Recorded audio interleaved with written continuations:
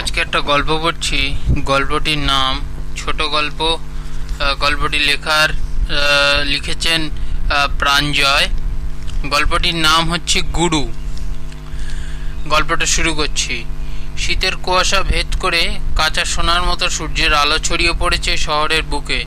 যানজটহীন রাজপথ ধরে মসৃণ গতিতে এগিয়ে চলেছে ঝকঝকে বিদেশি গাড়ি। পেছনে নরম সিটে শরীর ডুবিয়ে চিন্তাময় দেবাংশু বাইরের চলমান জনস্রোত নির্বাক ঝর্ণার মতন আছাড় পড়ছে তার নির্লিপ্ত চোখের উপর। অসংখ্য মানুষ ডেও পিঁপড়ের মতো পিলপিল করে ছুটছে কাঙ্ক্ষিত গন্তব্যের দিকে। মানুষের কি শেষ পর্যন্ত তার লক্ষ্যতে পৌঁছতে পারে? মানুষের শেষ গন্তব্য কোথায়? নানা অলিগলি ঘুরে জীবন কি শেষ অবধি? গাড়ি ট্রাফিক সিগন্যাল লাল আলোর বেড়াজাল থামতেই দেবাংশুর চিন্তায় জাল ছিঁড়ে গেল। অসমাপ্ত স্বপ্নের মতো রাস্তার দুদিকে আগাছার মতো গজিয়ে উঠেছে অসংখ্য ছোট বড় সস্তা খাবারের দোকান। দেবাংশুর চোখ আটকে গেল ক্যামেরার স্টিল ফটোর মতো ফুটপাতের এক চায়ের দোকানে। সেই একই রকম বসার ভঙ্গি, মেরুদণ্ড সোজা, বাঁ হাতে ভাঁজ করা খবরের কাগজ, ডান হাতে ধোয়া ওঠা লিকার চায়ের গ্লাস, সেই ব্যাগ ব্রাশ করা চুল, ঘন গটা গোফ, টিকালো নাক, রিজু দেহ। শুধু বয়স কিছু ধুলোবালি জমেছে মুখের উপর। দেবাংশুর চোখ ভুল করেনি। এই মানুষটি সে গত 10 বছরে হন্য হয়ে খুঁজছে। গাড়ি থেকে নেমে হন হন করে একটু এগিয়ে গিয়ে থমকে দাঁড়ালো দেবাংশু। ভুল হচ্ছে না তো? কাঁচা পাকা চুলদাড়ির জঙ্গলের মধ্যে মুখটি পরিচিত হলেও পোশাক আশাক মিলছে না যে। আপাতমস্তক গেরুয়া বসন, উপরে হাফাতা ফতুয়া, নিচে খাটো ধুতি, খালি পা, তবু বুক ভরা সংশয় নিয়ে কিন্তু করে এগোয় এসে। স্যার, চিনতে পারছেন আমি দেবাংশু। খবরের কাগজ থেকে মুখ তুলতেই কালো ফ্রেমের মোটা কাচের চশমা আর ফাইবার গ্লাসের রিমলেস চশমার দৃষ্টিপথ মিলে যায় এক সরল রেখায়। প্রাক্তন মেধাবী ছাত্রকে কাছে পেয়ে 60 বছরের পুরাতন চোখ দুটি চকচক করে ওঠে আনন্দে উত্তেজনায়। নিজেদের অজান্তেই মাথা নিচু হয়ে আসে দেবাংশুর। মধ্যপ্রদেশে স্ফীত হওয়া কারণে আজ নিচু হতে অসুবিধা হয়। তবুও পৃথিবীতে এমন কিছু মানুষ থাকেন যাদের সামনে মাথা নিচু করতে পারলে বুকের বোঝা অনেকটাই হালকা হয়। দেবাংশুর কাছে অমলেশ সান্যাল তেমনই একজন। পুরো 5 আঙ্গুলের দাগ পড়ে গেছে। দেখুন স্যার, একবার ভালো করে দেখুন। ভদ্রলোক থামতেই ভদ্রমহিলা শুরু। ছেলে আমার কাল থেকে কিছু মুখে তোলেনি। প্রধান শিক্ষকের মুখে আষাঢ়ে আকাশের মতো গম্ভীর। ভাবছেন কিভাবে পরিস্থিতি সামলাবেন। বড়লোকের বাপ মায়ের অভিযোগ তাদের ছেলেকে এভাবে মারধর করা উচিত হয়নি সান্যালবাবুর। আজ 2 জন এসেছে, কাল 10 জন আসবে। অবস্থা আরো জটিল হতে পারে। দিনকাল ভালো নয়। আপনারা মাস্টার মানুষ, অবশ্যই ছাত্রদের শাসন করবেন, সে অধিকার আপনাদের আছে। তাই বলে এভাবে শাস্তি দেবেন? একটু থেমে চতুর অভিভাবক আবার বলল, শিশুমনের উপরে সেসব ঘটনার ছাপ থেকে যায়। ভবিষ্যতে এর খারাপ প্রভাব। ক্লাস থেকে ফেরার পথে কথাগুলি কানে যেতেই অমলেশবাবু গম গম গলায় বললেন, ম্যালেরিয়া হলে আপনাকে তেতো কুইনাইনি তো খেতে হবে। মিষ্টি কাপ সিরাপে তখন কাজ হবে কি? হবে না।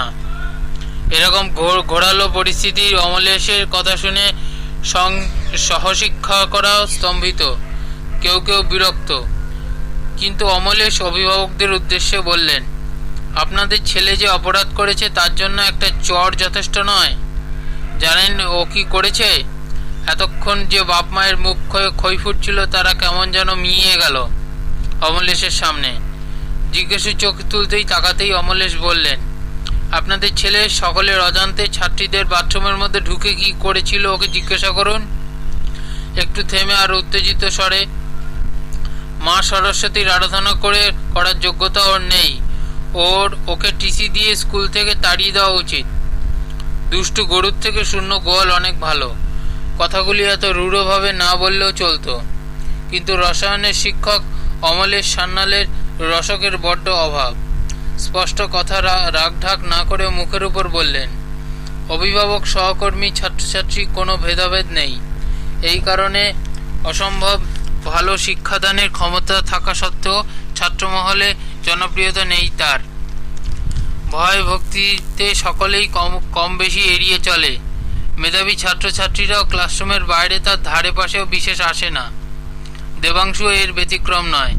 গভীর ব্যক্তি সম্পন্ন অমলেশবাবুকে সেও মনে মনে বিশেষ পছন্দ করে না। অথচ এই নিরস নিয়মনিষ্ঠ আবেগহীন অপছন্দের মানুষটি একদিন দেবাংশুর জীবনে সবচেয়ে বড় আশীর্বাদ হয়ে দেখা দিলেন। দেবাংশুর পরিবারে তখন একটার পর একটা বিপর্যয় সুনামির মতো আছড়ে পড়ছে। প্রথমে বাবার বাইপাস সার্জারি, বাবা একটু সুস্থ হতে না হতেই মায়ের ব্রেস্ট ক্যান্সার। মধ্যবিত্ত পরিবারটিকে নিঃস্ব করে চলে গেল মা। বাপ বেটা দুজনের সংসার বাঁশপাতার মতো চিত্তির করে কাঁপছে সর্বক্ষণ, ভয় এবং অনিশ্চয়তায়। আজ বাড়িতে চাল আছে, দুদিন পরে হাড়ি চড়বে কিনা কেউ জানে না। এইসবের মধ্যেও একটা সান্ত্বনা, দেবাংশুর তুখর রেজাল্ট। মাধ্যমিক, উচ্চ মাধ্যমিক 96-97% উপর নম্বর। মেডিকেলে প্রথম 100 জনের মধ্যে র্যাঙ্ক। অথচ তখন অবস্থা পড়ে আসা। দেবাংশুর বাবার অবস্থা শীতের অশ্বত্থ গাছের মতো, শূন্য, রিক্ত, অসহায়। ছেলেকে ডাক্তারি পড়ানোর কথা স্বপ্নেও ভাবে না। সেই সময় অমলেশ সান্যাল বটবৃক্ষের মতো আবির্ভূত হলেন। গোপনে দেবাংশুকে ডেকে একটা 10,000 টাকার চেক হাতে ধরিয়ে দিলে বললেন, আমি কোনো কথা শুনতে চাই না, তুই কলকাতায় মেডিকেলে ভর্তি হবি। সেদিন দেবাংশু কোনো কথাও বলতে পারেনি, শুধু ফ্যাল করে তাকিয়েছিল তার অপছন্দের মাস্টারমশাইয়ের দিকে। পরে আরও বেশ কয়েকবার প্রয়োজন অনুযায়ী মোটা টাকা দেবাংশুর পকেটে গুজে দিয়েছিলেন অমলেশ সান্যাল। তারপরে আর পিছনে ফিরে তাকাতে হয়নি। MBBS MS পাশ করার পর দেবাংশু জীবনটা দীপাবলির রাতের মতো পাল্টে গেছে। এখন ওটিতে ঢুকলেই বন্যার জলের মতো অর্থ দেবাংশুর অ্যাকাউন্টে ঢোকে। অথচ যার জন্য এত কিছু, সেই অকৃতদার মানুষটাই হঠাৎ চাকরি থেকে ভলেন্টারি রিটায়ারমেন্ট নিয়ে কর্পূরের মতো ডুবে গেল। তাই সেদিন আর অমলেশ স্যারকে নিজে দেখে ধরে রাখতে পারেনি দেবাংশু। যার আধ ঘন্টা সময় মূল্য কয়েক লক্ষ টাকা। সেই বিখ্যাত সার্জেন্ট দেবাংশু দাশগুপ্ত ফুটপাথের চায়ের দোকানে 1.5 ঘন্টা কাটিয়ে দিয়েছিলেন নির্দ্বিধায়। তারপর আজ আবার সমস্ত জরুরি কাজ বাতিল করে হাজির হলেন স্থানীয় গৌড়ীয় মঠের এক চিলতে ছোট্ট কামরায়। একটা 6 ফুট 3 ফুটের তক্তপোষ, ছোট্ট কাঠের চেয়ার টেবিল, জলের কুজো, হ্যাঙ্গারে ঝুলন্ত খানকতক বহু ব্যবহৃত পুরাতন গেরুয়া, আর দেওয়াল আলমারিতে সামান্য কিছু বই ছাড়া আর কিছুই নজরে এলো না দেবাংশুর। বাহুল্য বর্জিত নিরাভরণ আবাস। চারদিক ধূপধুনোর সুগন্ধে মমা করছে। এখানে পা দিয়ে বোঝা যায় এ ঘর সাধারণ গৃহের নয়। স্যারকে প্রণাম করে দেবাংশু বললেন, সেদিন একটা কথা জিজ্ঞাসা করব ভেবেও করা হয়নি, আপনি হঠাৎ করে চাকরি ছেড়ে দিলেন কেন? নড়বড়ে পুরনো চেয়ারে বসে মুচকি হেসে অমলেশ বললেন, চাকরি করার ইচ্ছাই ছিল না কোনোদিন। আমার শিক্ষা জীবনের অধিকাংশই কেটেছে মঠ মিশনে। বাল্যকাল থেকেই চোখের সামনে দেখেছি মহারাজ শৃঙ্খলাময় জীবন। তখন থেকেই সন্ন্যাস জীবনের প্রতি আকর্ষণ। ভেবেছিলাম পড়াশোনা শেষ করে আমিও, কিন্তু তা হয়নি। কেন সন্ন্যাস নিলেন না কেন? খুব ছোটবেলায় বাবাকে হারিয়েছি। অনেক দুঃখ যন্ত্রণার পাহাড় অতিক্রম করে মা আমাকে মানুষ করেছিল। এত বড় জগতে মা ছাড়া আমার আর কেউ ছিল না। ঠিক এই রকম আমি ছাড়া মায়েরও আর কেউ ছিল না। তাই বৃদ্ধ বয়সে তাকে ছেড়ে যেতে পারিনি। ভেবেছিলাম যতদিন মা থাকবে আমিও চাকরি করব। মা যেদিন চলে যাবে আমিও সেদিন সংসার ছাড়ব। তাহলে আপনার মা গত হওয়ার পরই আপনি চাকরি ছেড়ে সন্ন্যাস নিলেন? সে আর হলো কোথায়? হাসতে হাসতে অমলেশ বললেন, যখন চাকরি ছাড়লাম তখন 40-এর গোটা পেরিয়েছে। ওই বয়সে শরীর কঠিন ব্রহ্মচর্যের ধকল নিতে পারত না। তাছাড়া ততদিনে অনুভব করেছি সন্ন্যাস শুধুমাত্র একটা বেশ নয়, একটা অবস্থা। সাধনার উচ্চতম মার্গে এই অবস্থা লাভ হয়। সন্ন্যাস শব্দের অর্থ সং অর্থাৎ সংস্কার, ন্যাস অর্থাৎ ত্যাগ। শাস্ত্রে আছে সন্ন্যাসী 4 প্রকার: বৈরাগ্য সন্ন্যাসী, জ্ঞান সন্ন্যাসী, জ্ঞান বৈরাগ্য সন্ন্যাসী এবং কর্ম সন্ন্যাসী। আমি 4টি পথের একটিতে অগ্রসর হতে পারিনি। একটু থেমে আস্তে আস্তে স্বভক্তির মতো বললেন, এ বড় কঠিন ব্রত। আজকাল সংস্কারনাশী সন্ন্যাসীর বড় অভাব। সততানাশী সন্ন্যাসী ভারতবর্ষে ছেয়ে গেছে।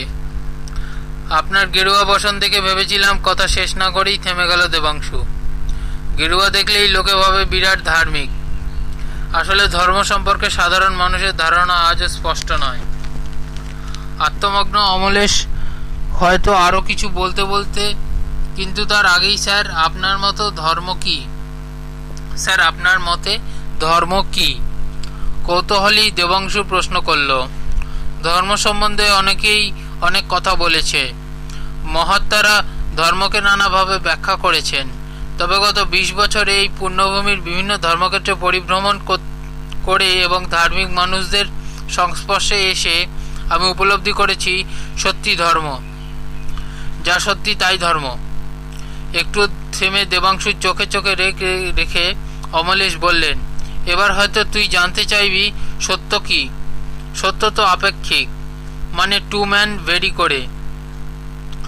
সত্য ব্যক্তি নির্ভর নয়। যা পূর্বে ছিল এখনো আছে এবং পরেও থাকবে, তারই নাম সত্য। যা সত্য তা অবিনশ্বর। এই সত্যকে জানার জন্য সারা পৃথিবী জুড়ে এত ধর্মস্থান, এত ধর্মগুরু ছড়াছড়ি। তাদের কাছে দীক্ষা নেওয়ার হুড়োহুড়ি, অথচ মূল বিষয়টি কিন্তু খুবই সহজ সরল। তা হলো মানুষকে প্রকৃত সত্য জানার জন্য দীক্ষা নিতে হবে। চিন্তিত মনে প্রশ্ন করে দেবাংশু। অমলেশ হো হো করে হাসতে হাসতে বললেন, ছেলেবেলার অভ্যাসটা দেখছি তোর আজও যায়নি। একটার পর একটা প্রশ্ন। ভালো। তারপর দেবাংশু জিজ্ঞাসু চোখের দিকে তাকিয়ে বললেন, দীক্ষা নিতে হলে তো গুরু দরকার। আজকের দিনে তুই গুরু কোথায় পাবি? মানে অজ্ঞানতার অন্ধকার। রু মানে শব্দের অর্থ তন্নিরোধক বিমল চৈতন্য, অর্থাৎ যিনি অজ্ঞানতার অন্ধকার দূর করে শিষ্যের মধ্যে জ্ঞানের প্রকাশ ঘটান, তিনি গুরু। এই কলিযুগে এরকম মানুষ কজন আছেন? অধিকাংশই ভক্ত শিষ্যের মাথায় কাঁঠাল ভেঙে খাওয়া ভণ্ড। বাইরের বিকেলে ঢলে পড়েছে সন্ধ্যার কোলে। অস্তগামী সূর্যদেব দিগন্তের আড়ালে মুখে লুকিয়েছেন আজকের মতো। ঘষা কাচের মতো ঝাপসা চরাচর অপেক্ষা করছে রাত্রির আলিঙ্গনের জন্য। জানলা দিয়ে প্রকৃতির সেই সন্ধিক্ষণের দিকে তাকিয়ে কিছুটা ক্ষুব্ধ করেই অমলেশ বললেন, কানে ফু দেওয়া মানে দীক্ষা নয়। দীক্ষা শব্দের বিরাট ব্যক্তি। ঢং ঢং করে ঘণ্টাধ্বনি হলো দূরে কোথাও। কথা অসমাপ্ত রেখে অমলেশ তৎক্ষণাৎ উঠে দাঁড়ালেন চেয়ার থেকে। বললেন, মন্দিরে আরতির সময় হলো, এখন আমায় যেতে হবে, পরে আবার কথা হবে। দেবাংশু কিছুটা সংকুচিতভাবে অমলেশের পায়ের কাছে ফুল মিষ্টি আর একটা সাদা খাম নামিয়ে রেখে ইতস্তত করে বললেন, স্যার আপনার ঋণ এ জীবনে শোধ করা সম্ভব নয়। এগুলি আমার প্রণামী হিসাবে গ্রহণ করুন। অমলেশ প্রথমে কিছুতে ইতস্তত করলেও শেষ পর্যন্ত নিরাশ করলেন না তার মেধাবী বিনয় ছাত্রকে। হাসি মুখে নিলেন উপহার সামগ্রী। দেবাংশুও নিশ্চিত হল। কয়েক দিনের পরেই নিশ্চিন্ত দেবাংশুকে অবাক করে তার মোবাইলে একটা ছোট্ট মেসেজ এলো। ব্যাংকে টাকা পয়সা জমা পড়লে বা তোলা হলে ওরকম মেসেজ সকলের মোবাইলে আসে, কিন্তু এই মেসেজের বয়ানটা অদ্ভুত। ওর অ্যাকাউন্ট থেকে মাত্র একটা টাকা ডেবিট হয়েছে বলে ব্যাংক জানাচ্ছে। হতভম্ব দেবাংশুকে স্তব্ধ করে মিনিট কয়েকের মধ্যে তার ফোনে আরও একটি মেসেজ এলো। বুঝলি দেবাংশু, মানুষ মাত্রই লোভী। পৃথিবীতে এমন একজন মানুষও নেই যার লোভ নেই। তোর ব্যাংক চেক দেখে আমারও বড্ড লোভ হলো, তাই আর সামান্য কিছু টাকা নয়, তোর 16 আনাই নিলাম। এতক্ষণ আপনারা শুনছিলেন প্রাঞ্জয় লেখা গুরু গল্পটি। আপনাদের যদি এই গল্পটি ভালো লাগে, আপনারা এই ভিডিওটা একটা লাইক দেবেন, ভিডিওটা শেয়ার করবেন এবং চ্যানেলটি সাবস্ক্রাইব করে পাশে থাকবেন। আপনাদের সকলকে আমার তরফ থেকে অনেক অনেক ধন্যবাদ।